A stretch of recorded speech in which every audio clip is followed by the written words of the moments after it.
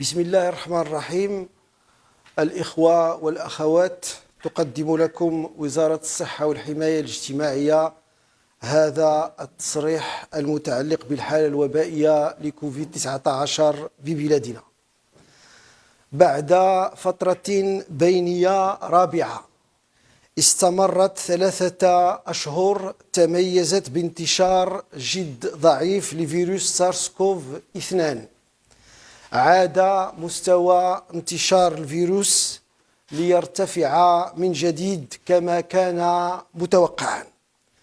وهكذا فمن ناحية الإصابات والتعفنات الجديدة الأسبوعية فقد سجل تضاعف لعدد الحالات خلال الأسبوع الأول من شهر نوفمبر من هذا العام، مع تسجيل ثلثي الحالات بجهتي الرباط سلا القنيطرة والدار البيضاء سطات.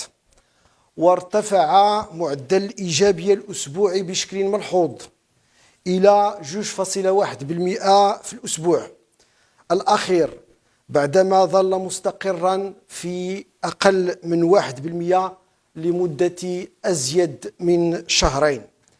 هذان المؤشران ينمان عن دخولنا بشكل جدي محتمل موجة خامسة للانتشار الجماعي للفيروس، حيث ستتوضح الرؤية أكثر نهاية هذا الأسبوع. ورغم ذلك فإن الحالات الخطيرة والحرجة لا تزال جد محدودة ولله الحمد، حيث ولجت أقسام العناية المركزة والإنعاش خلال الأسبوع الأول من شهر نوفمبر 2022 3 حالات فقط، ولا توجد أي حالة تحت التنفس الاصطناعي.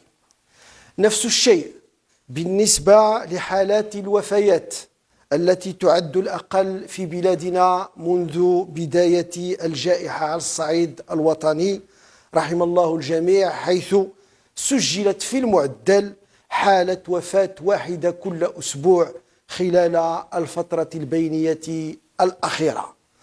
وبخصوص المتحورات المنتشرة في بلادنا لفيروس سارس كوف 2، فإن متحور أوميكرون لا يزال السائد بمتحورات فرعية متعددة يغلب عليها المتحور الفرعي BA5.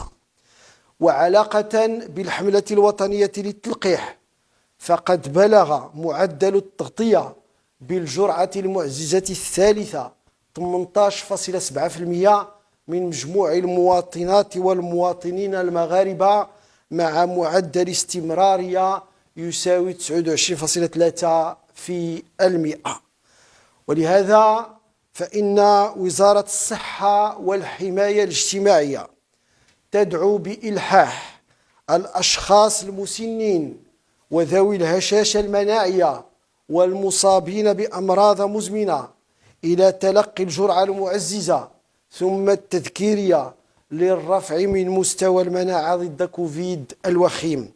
كما تدعو كافة المواطنات والمواطنين المصابين بأعراض تنفسية ارتداء الكمامة واستشارة الطبيب بغرض التشخيص والعلاج. والسلام عليكم ورحمة الله وبركاته.